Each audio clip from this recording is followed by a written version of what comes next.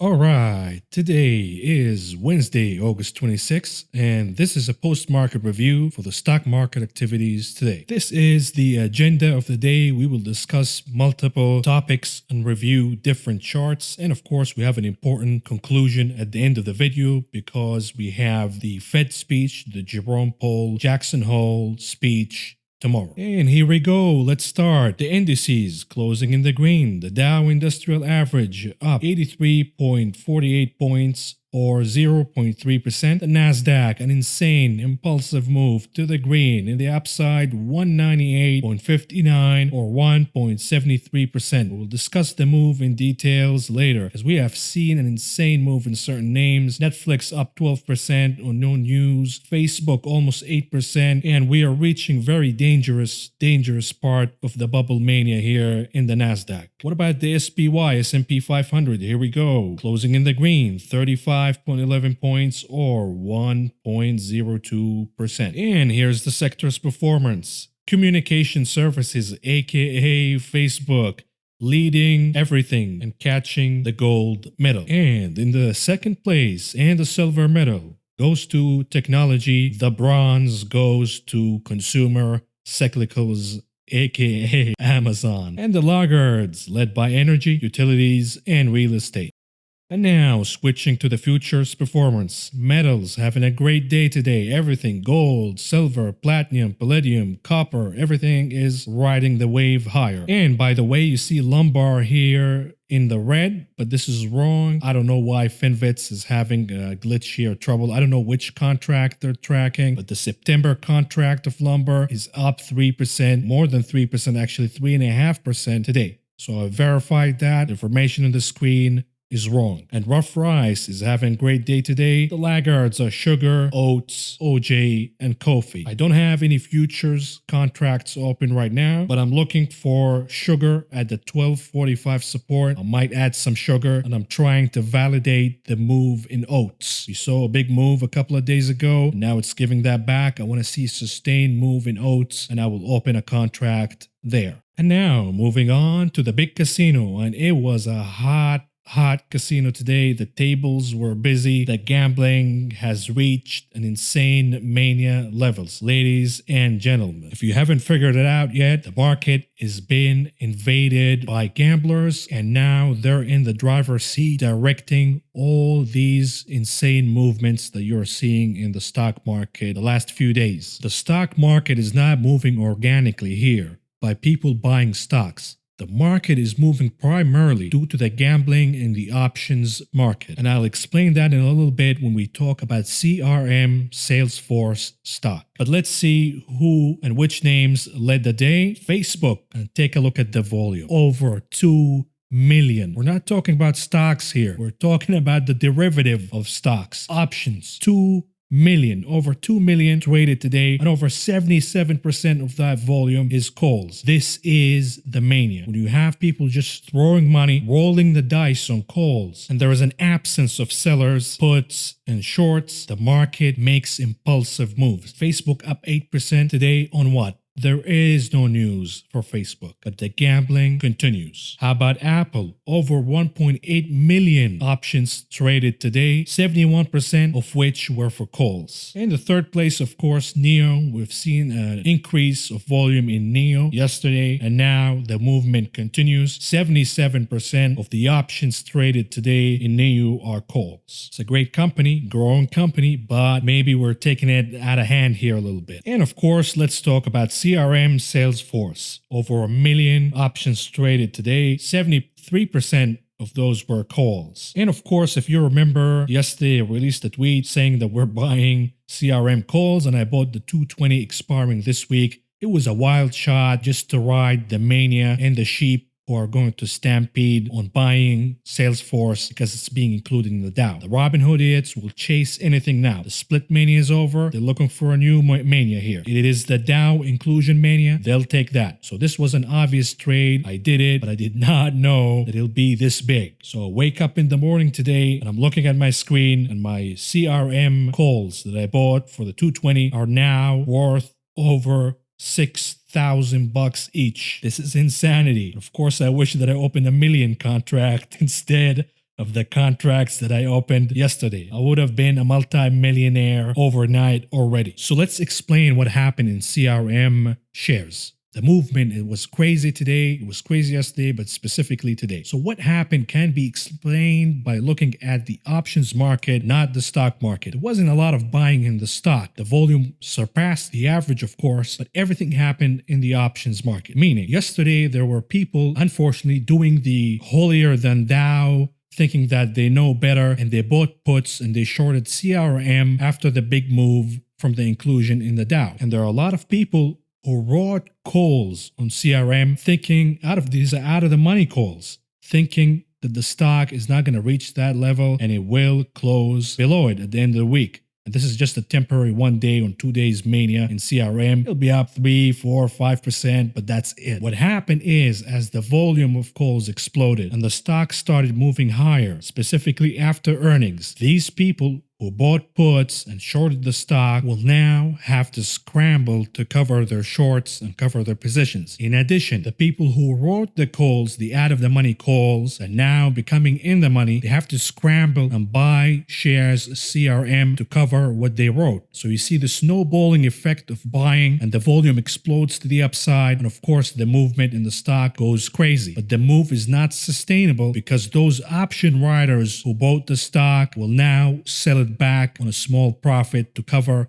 for whatever they lost. So you'll see the movement giving up a little, and then that will accelerate and the movement is not sustainable. So be careful here. I closed my options. I'm done with it. You make a profit, a killing like this, you thank the Lord and you move on. And now, moving to the headlines that shape the day. And let's start by a mania check in the market and see what the clown analysts are doing. Here is the biggest clown in Wall Street, a man by the name Dan Ives. He works for Wedbush and he can barely speak, but somehow he makes these insane upgrades and predictions, price targets, and now he's saying that Apple can rally 40% on top of the insane rally that it had already due to a 5G super upgrade cycle. And he says that over 300 million phones will be upgraded this cycle alone. Did this moron even look at the consumer purchasing power dwindling in this country and incomes being destroyed worldwide? I am aware that Apple is a niche product for wealthy people, but to sell 300 million units of upgrades, you're assuming that the worldwide economy, Europe and China and America, the consumer purchasing power is at all times high. This guy is smoking some good stuff. And about Tesla, here we go. Tesla, the mania in Tesla continues. Jefferies now increasing their price target to $2,500 a share. My question is this pre-split or post-split? And of course, moving on to the big boss, the big mob boss, Timothy Cook of Apple. He was handed some free shares due to the performance of Apple stock and he dumped them right away, cashing $130 million for himself. Of course, he's a billionaire now, and expect Tim Apple, to dump a lot more shares in the coming weeks, specifically after the split. And of course, we have news from the SEC. And if you thought that the SEC is suffering from a coma, it's been asleep for a while now. Well, now the SEC is officially dead. The SEC announcing that they will ease the rules and regulations of companies and accounting rules and all of the other rules that they have to make it easier for companies to conduct business. This bullshit is just to give the green light for executives and greedy corporations to do their bad behavior and the rich to get richer by cheating and bypassing the laws. Now, if me and you do some insider trading, you bet they're gonna come after us and put us in jail. But if you have the executive title, now you have the green light from the SEC to do whatever the hell you want. So on top of the Fed manipulation of the market, on top of all the stock splits, manipulations, and all the psychological games that are being played with stocks right now, sprinkle a little absence from the SEC and a little cheating and a little funny accounting on top of that, and you'll have a very, very impulsive market, more than it's already already impulsive. The pandemic is the best thing that ever happened to corporations and the rich. They got to loot the Treasury, they got to ease all the rules, the Volcker rule on banks, and now the SEC rules, and it is open season for them to rob and loot and steal and make a lot of money.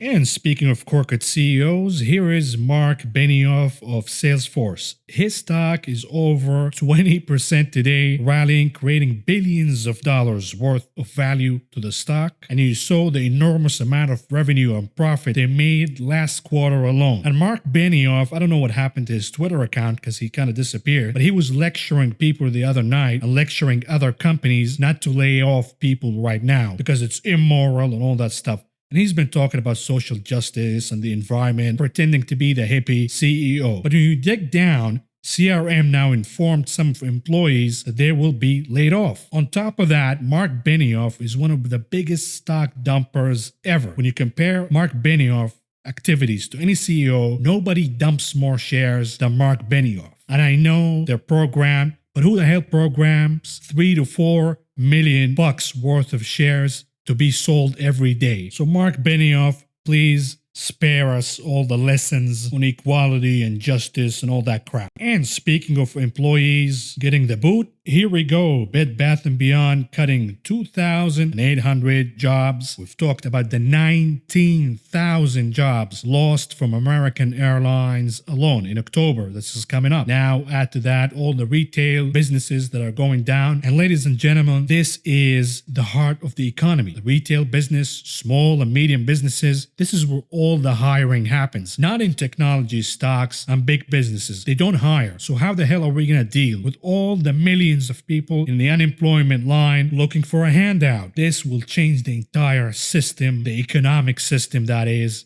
as we know it. Something must be done to stop this mania.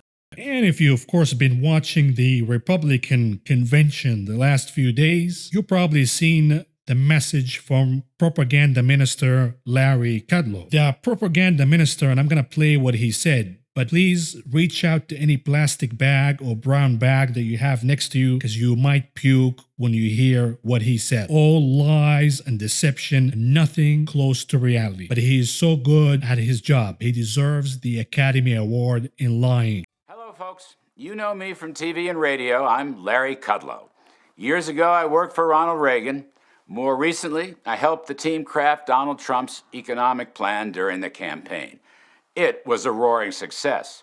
Inheriting a stagnant economy on the front end of recession, the program of tax cuts, historic rollback of onerous regulations that crippled small business, unleashing energy to become the world's #1 producer, and free, fair, and reciprocal trade deals to bolster manufacturing, agriculture, technology, and other sectors.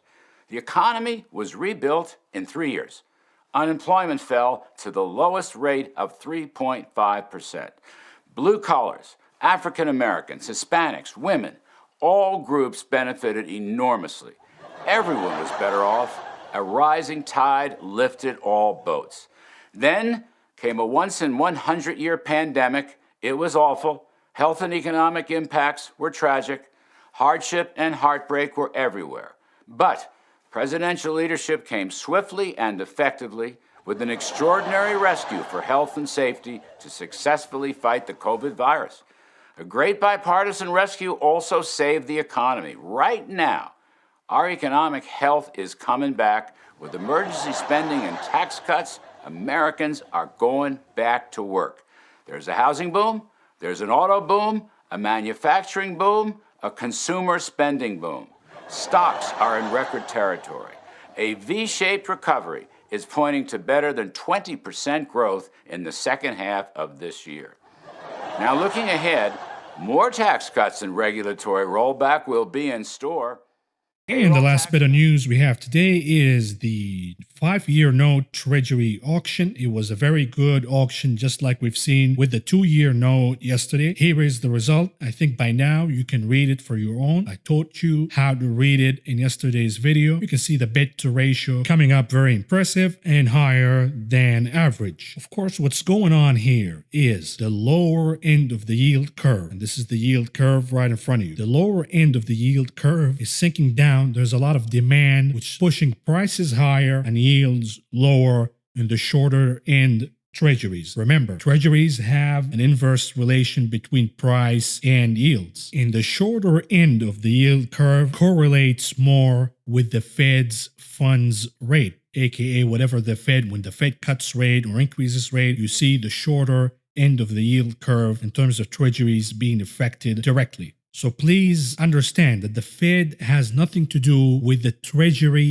yield. The Fed has its own yield or interest rate. The Fed is the bank's bank, and they have their own interest rate. They reduce and increase it. They haven't increased it for a while, but they keep reducing the rate. The treasury yield is very different. The shorter end correlates with the Fed's funds rate, but the higher end relies more on the open market and the auctions results. So what I see here in my prediction is we will see the curve steepening and then sinking lower, meaning that the shorter end of the curve will steepen and will sink into negative territory at some point, while the longer end, the 10 to the 30 year for the bonds here, climbing higher before it starts sinking like a one Titanic ship. This is at least in my personal opinion. And moving on to the heat map analysis. And you can see right away the breadth is not good at all. The big boxes of Microsoft, Apple, Google, Facebook up 8%, Netflix 12%, and you saw, of course, CRM by 26%, Adobe over 9%, absolutely nothing. So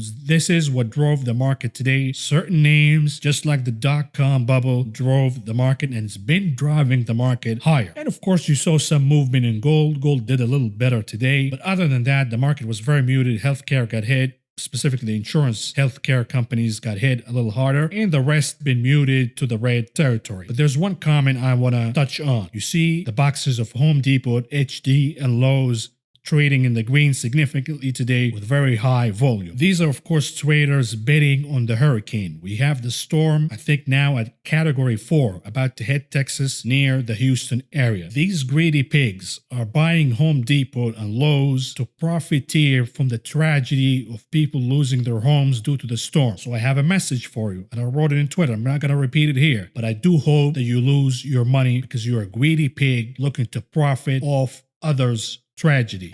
And now, moving on to the rotation trade. What's going on with the rotation from winners to small caps or laggards? Not happening today, certainly, but we're not seeing a mass exodus from the vaccine rotation trade, meaning the names on your right-hand side, we didn't see massive exodus or massive losses. They're just muted. Some names managed to close in the green, others just by a little bit in the red, which tells you that the rotation is still intact. However, the names on your left-hand side, specifically some of the tech names, are still experiencing the mania of the bubble. So we need to see what will happen in the days to come, specifically after Jerome Powell's speech. Are we going to see a sell-off in the technology sector? And if that happens, how will the IWM, small caps, and laggards hold on? Are they going to rally, or is everything going to sink together? This is a very important question to answer, and this is why I've been telling you, I've been reminding you, please don't open massive positions. Either way, nibble on smaller positions. This is what I'm doing. I'm not committing a lot of capital and taking a lot of risk here.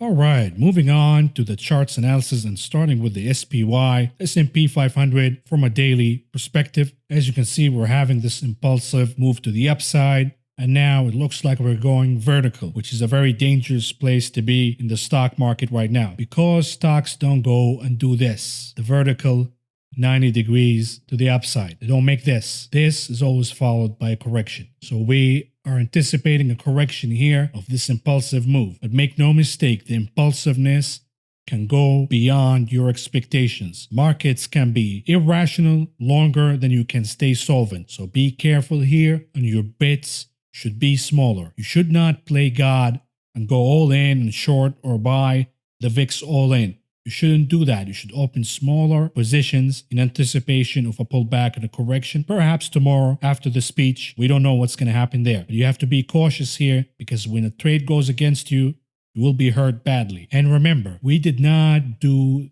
this tail touch to the support line. This is still a gap that has to be filled. So it is reasonable that we will go in this impulsive move and then touch the support line before we decide what we want to do, or what the market wants to do. Me and you can decide whatever we want. The market's going to do its own thing.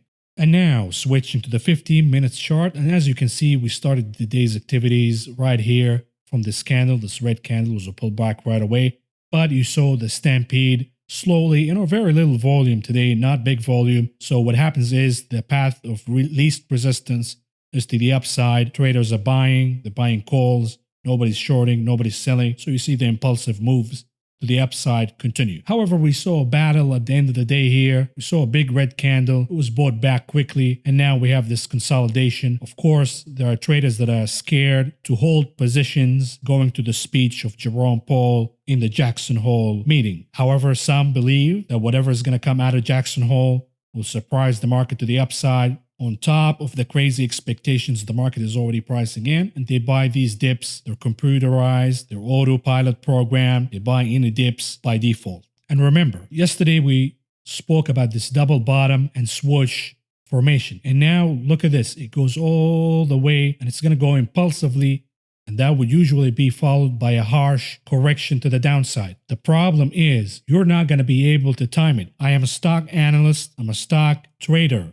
I use my judgment and past moves in the market to guide me. I'm not a seer. I cannot look in the future. That is a psychic. If you want to know the timing of the market, you go to your nearest psychic and you ask them, when should I buy and when should I sell? This is not the business that I'm in. But here's what happened. When you see the breakdown and the double bottom, this is the assurance to traders, specifically after you surpass the top of the breakdown candle, that the water is warm, everything is clear. You see these impulsive moves. However, these moves, they can go as long as they can and then correct really, really harsh. The longer they go, the harsher the correction. And we can see the same formation happening from a daily perspective. We don't know when this move is going to end, but you do know for certainty that the pullback and the correction will be extreme and very, very harsh. Case in point, here is the 2018 case. You see the pullback on very high volume, the double bottom, and then you see the volume drying out and the impulsive rally all the way to the upside that took months, almost 7 months before the harsh correction to the downside. So again, timing it, this is a game that you cannot play with, but you know the end of the tunnel. You know what's going to happen next, and you prepare yourself for it.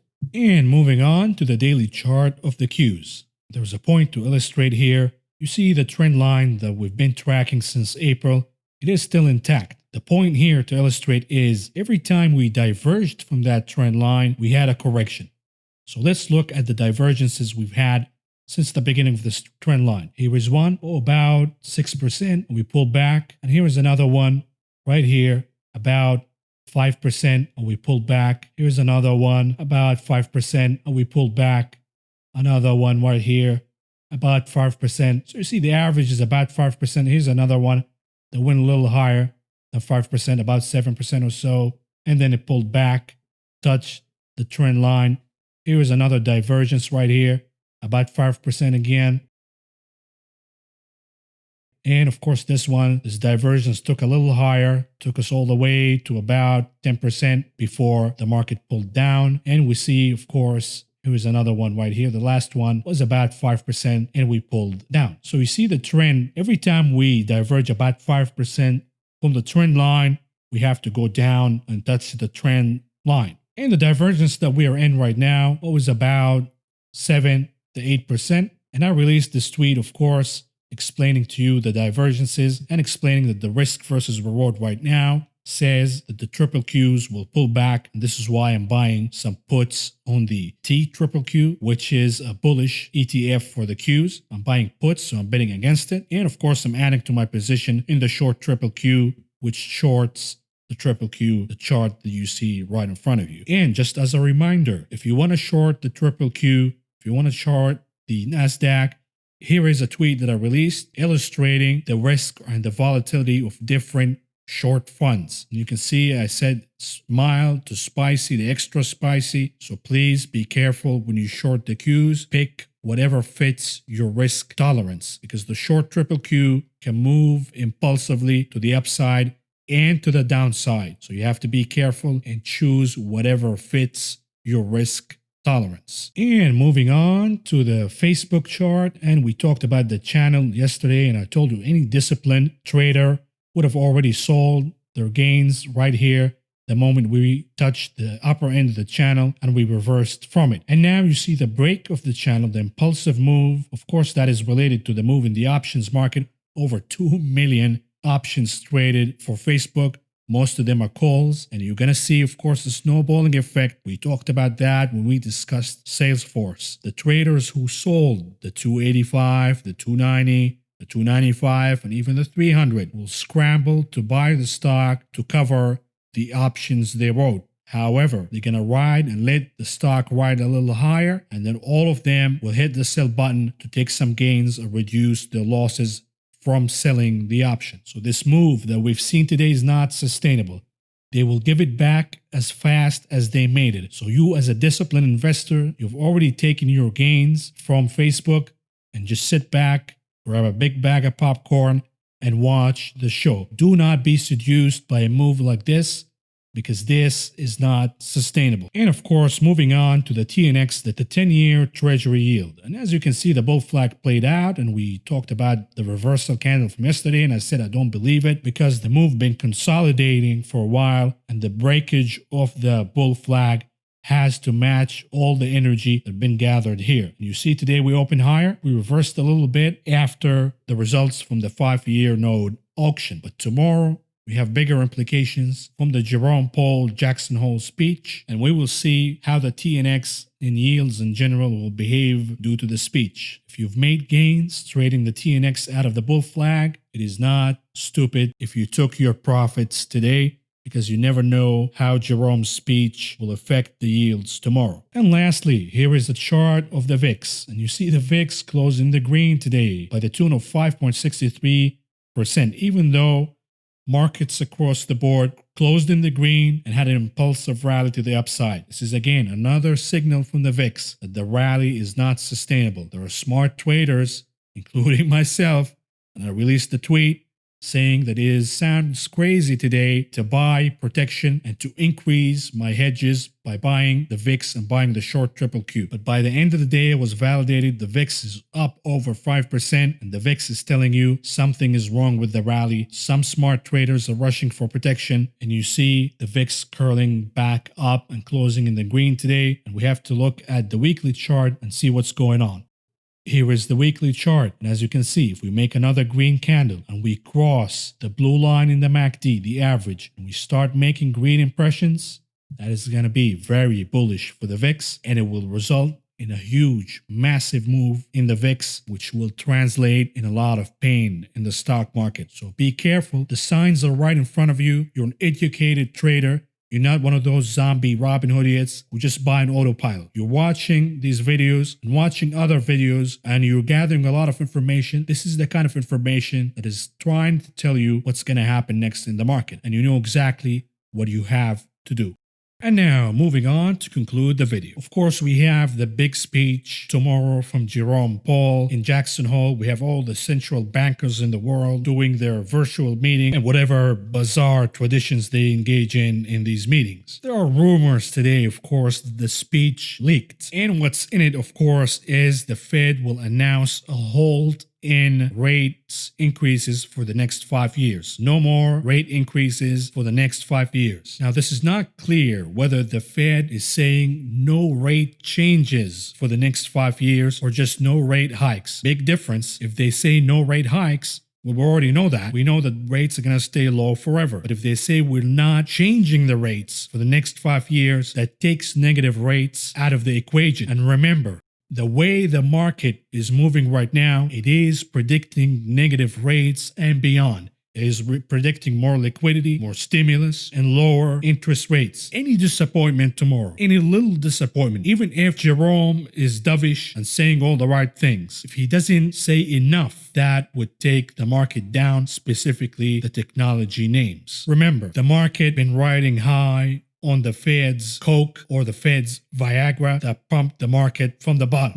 What happens if Jerome says, hey, I'm out of Viagra and you need to look at the government now for stimulus? He's not going to say it directly. He's going to say it between words. And of course, the other thing is the commitment to increase inflation. What would the Fed do to increase inflation? That is the question. The Fed has the power to spark back inflation by lowering rates. However, there are other factors beside the Fed that will determine the outcome of inflation. So what crazy moves would the Fed take to ensure that liquidity will increase? This is the important question. We don't know the answer for that yet. Could be a surprise to the market. It could be an unpleasant surprise here. And the other question, of course, how would Jerome Powell's speech and the banksters' decisions affect interest rates in terms of treasuries? We saw the TNX rallying today, then giving some of that rally up. How would the rates react to Jerome's speech? How would the dollar react to Jerome's speech? How would gold react to Jerome's speech? You might want to consider buying gold here a little bit, because if he makes a commitment to increase inflation significantly, then you'll see gold